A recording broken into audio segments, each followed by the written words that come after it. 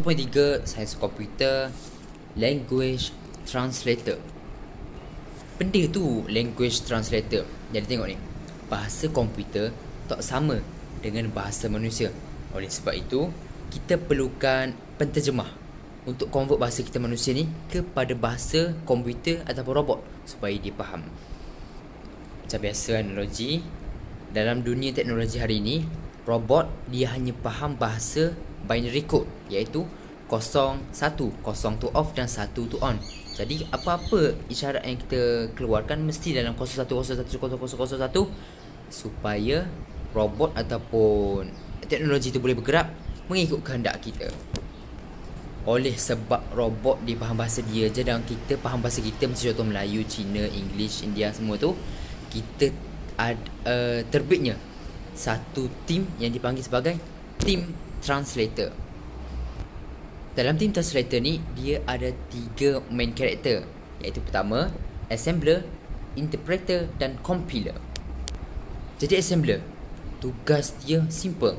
Tengok manusia bagi arahan simple, iaitu arahan ringkas, dia terus tukar kepada bahasa robot. Contohnya manusia kata tidak, bila sebut tidak tu dia terus tukar jadi bahasa robot. Contohnya 1001, robot pun faham, okey tidak.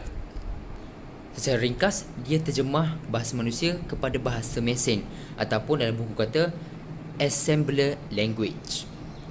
Kedua, interpreter. Interpreter karakteristik dia macam ninja. Dia macam ni, aku tak tunggu kau cakap habis, kau cakap sebaris, aku terus translate kepada bahasa robot. Lepas dia translate kepada bahasa robot, robot tu terus buat apa yang kita program kat dia. Sebab tu dalam buku tulis, interpreter ni dia terjemah bahasa kita kepada bahasa robot line by line. Kita cakap sepatah, translate terus, sepatah, translate terus, cepat. Dan yang ketiga, compiler. Compiler ni karakteristik dia, dia suka buat kerja sekali agung. Jadi dia akan tunggu manusia bagi semua arahan dia dulu. Contohnya arahan dia daripada sentence 1 sampai sentence bawah, dia akan tunggu manusia habis cakap sampai noktah. Dia akan translate sekaligus kepada bahasa robot. Secara ringkas, komputer ni dia buat kerja yang besar, terjemah seluruh program sekaligus.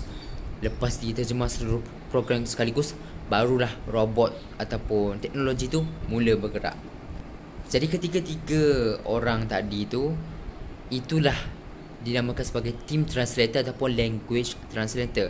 Tanpa language translator ni, robot ataupun teknologi tak akan faham apa yang manusia nak buat. Sebab manusia bahasa dia, robot bahasa dia, lain alam.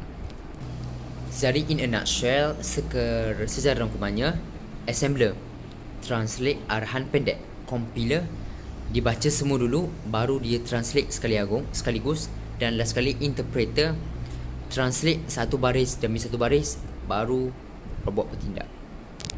Itu saja saya rasa. Saya memang tak masuk dalam detail advantage dia. Saya cuma nak bagi nampak skop dalam 3 jenis ni, apa dia punya skop tugasan. Yang lain tu silalah baca.